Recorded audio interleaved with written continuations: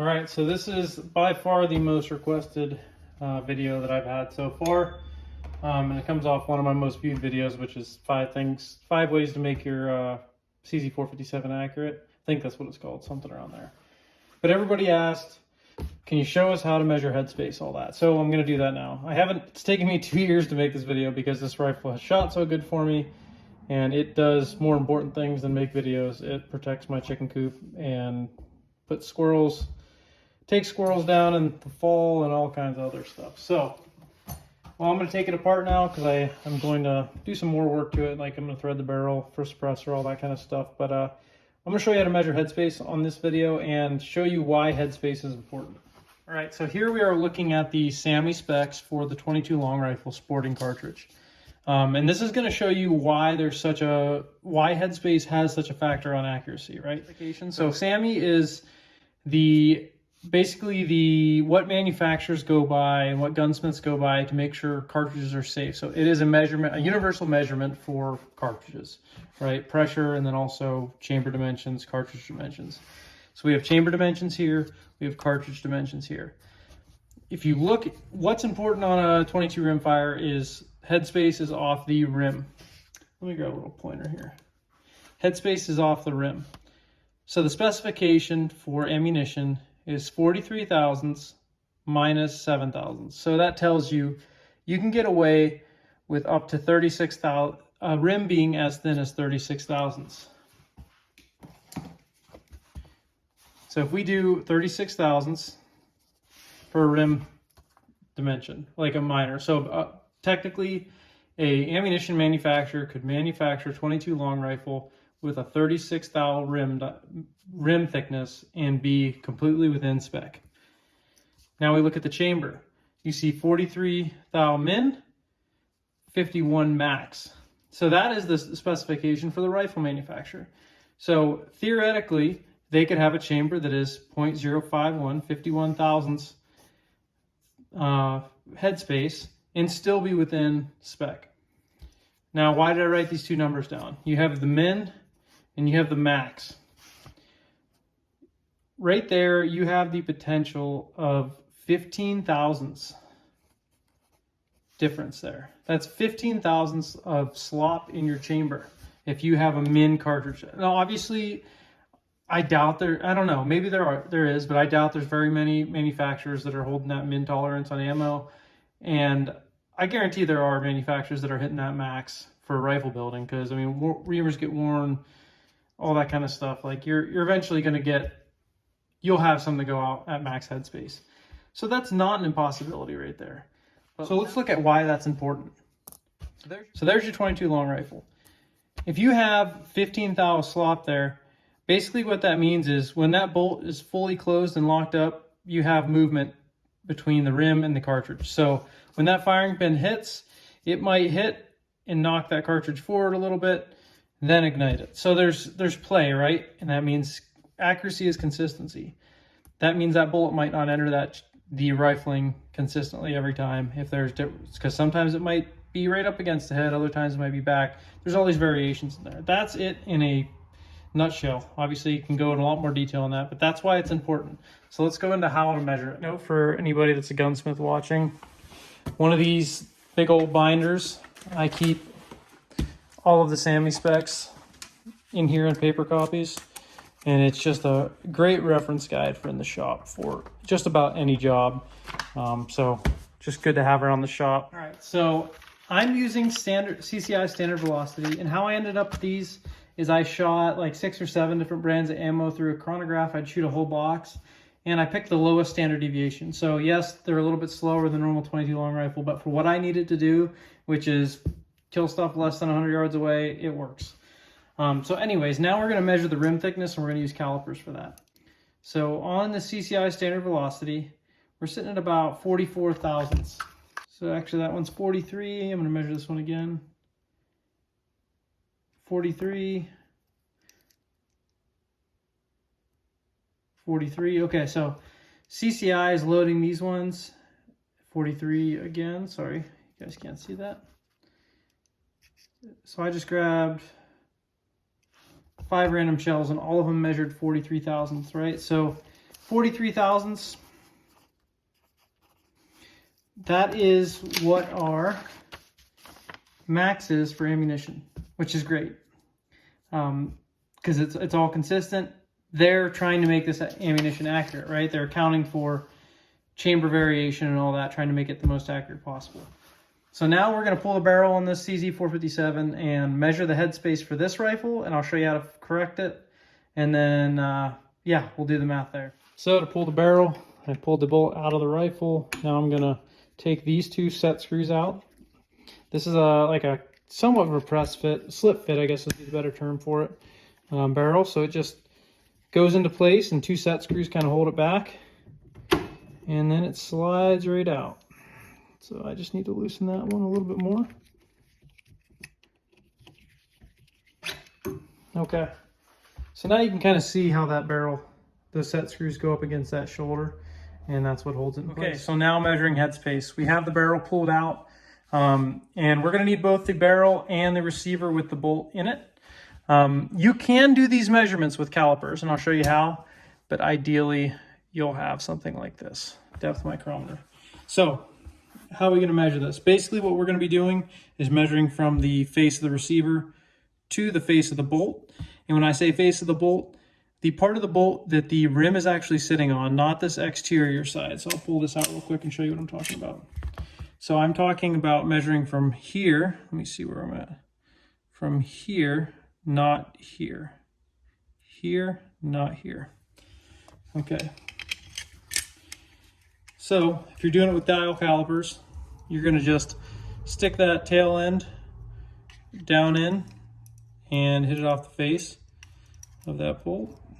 You can see it kind of rocks around a little bit. So I'm showing 1.229. So that's what I'm reading for dial calipers. Now let's see how the depth micrometer works. And I'm actually going to have to change the pin out to go to the 1 to 2 inch one. Okay, so I have that swapped out.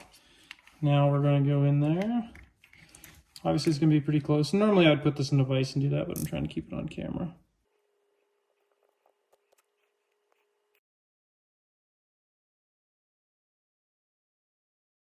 Okay, I have 1.236. So I had 1.229 when I did with calipers. I'm going to measure that again. Chances are I just got it, I was rocking it a little bit, and that's why a depth micrometer is really the ticket for this. Yeah, so I'm getting super inconsistent with these numbers using the dial caliper. You're going to want to, this is the ideal way to do it. You can do this, you just take a bunch of measurements and make sure you're getting an accurate reading. It's so easy to rock that caliper. Yeah, I'm getting measurements all over the place with that. So I'm going to go back to using this, and they're going to verify again. Yep, getting the same thing. Okay, so 1.236 from the face of the receiver to the face of the bolt. Now, I'm going to put that here again, just so I can do my math. Now we're going to measure from the face of the barrel to the shoulder of the barrel.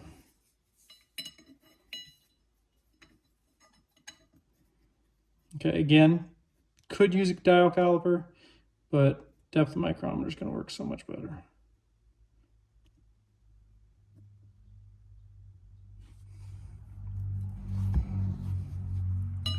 I'm actually going to measure in a couple different places just in case that shoulder is out of round. And we have 1.191. So I'm sure some of you guys already know what's coming next. We're going to subtract those two.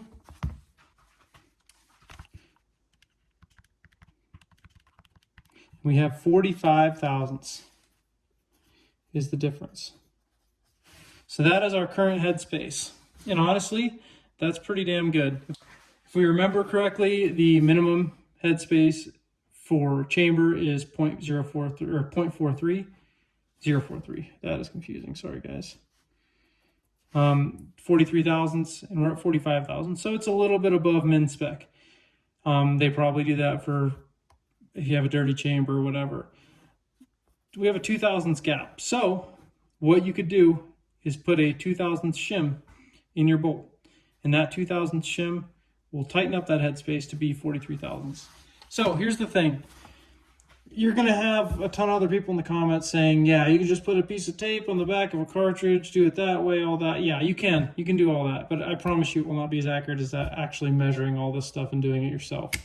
So if we're going to add a 2/1000th shim, triggershims.com, I believe it's called, has the shims for that. So I have one right here that is 2/1000ths thick. And I'm going to put that in this bolt. These bolts are super simple to take apart. Just push the handle over. We're going to put pressure on the back here. Use a little punch to push out that pin after you put pressure on the top here. Put pressure, push that pin out. Actually, I need a little bit more pressure. Okay, that back comes off. This trigger shim is going to go in between the bolt handle and the bolt head itself, or the bolt body. So to get that out, you're going to have to pop this little collar off, which is super easy to do. I'm actually going to grab a little screwdriver to do that.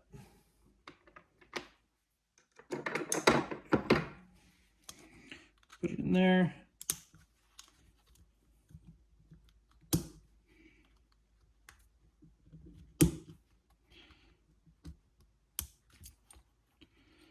That allows the firing pin to come out. That shim's going to slide up over here. We're going to put that back down on. Put that collar back on. I'll put it all back together the same way we had it. And you got to make sure that firing pin's down there in the lower spot of the cocking cam before you put this back together. Or you'll be fighting it. Okay, the bolt is back together. Now let's do another measurement. We added that shim, which, since it's before the bolt, the locking surface, okay, so the reason that we're putting the shim where we did, the locking surface on these CZ-457s is the bolt handle itself. So if you put a shim in front of that, theoretically that is going to move that bolt body forward just the exact amount that you did that shim. So now we have that in there. Going to take a measurement. So we now have 1.233. So if we do that math again, minus that 1.191, now we're going to have 0.042. So I know that looks like it's below what that rim thickness is. Honestly, there's just probably a measurement that I did wrong on here, or not did wrong, but just didn't get quite accurate enough. But I promise you that that shim is the correct one, because I've used it for the last couple months. But basically, you find that difference and you add that in there. And yeah, I actually just fudged a number right there. So that actually should have been 0.190, which would have added that too. It would have been 46 thousandths for the headspace, and now we're at 43, which matches what the rim thickness is on the CCI ammo. So there's other ways to do this too. The shim way, to me, is the one. I mean, obviously it's the most economical. The trigger shims are super. I mean, trigger shim website, he sells them for super cheap. I mean, you're talking probably $15 to do this to your 457 here. The other option that you could do is we could throw this barrel in the lathe, turn this shoulder back that 3/1000ths, and then that'll make that barrel sit that much closer to that bolt face. So that's one way to do it. Another way to do it is get a new barrel, but I don't recommend that. Again, these shims they work great. You could also theoretically take off the front of this receiver, and that's that's the hardest way of going about it. But now we're going to screw this gun back together, knowing that we have headspace matched up to the ammunition we're using. So what that does is creates more consistency with each shot. That cartridge, when it enters the chamber, is entering the chamber the same exact way every time. When it detonates, that bullet is entering the rifling the same exact way every time. There's no cushion, there's no bounce before it goes. It is tight, and it is shooting accurately at that point. When I did this shrunk my groups considerably. I should have had the numbers ahead of time, but you can see it in one of my other videos, which I'll link down below. It does wonders for it. So definitely worth the trouble to go through this. And you only have to do this once. That shim doesn't wear out. And if it does, I've never hit that limit, and I've had thousands of rounds through this. So yeah, that is how you adjust the headspace on your CZ-457, and that is how you increase accuracy significantly. So if you guys have any questions, let me know. I'm sure I missed something and somebody's going to comment on how I did it wrong, whatever. This is how I do it, and this is how it works for me. So yes, there's other ways. If you find those, great. But I hope this helps somebody. Let me know in the comments what you think. And also let us know if you've done this before and how much it increased your accuracy, because I'm sure there's a lot of people that this could help out. So thanks, guys. Let me know if you have any questions.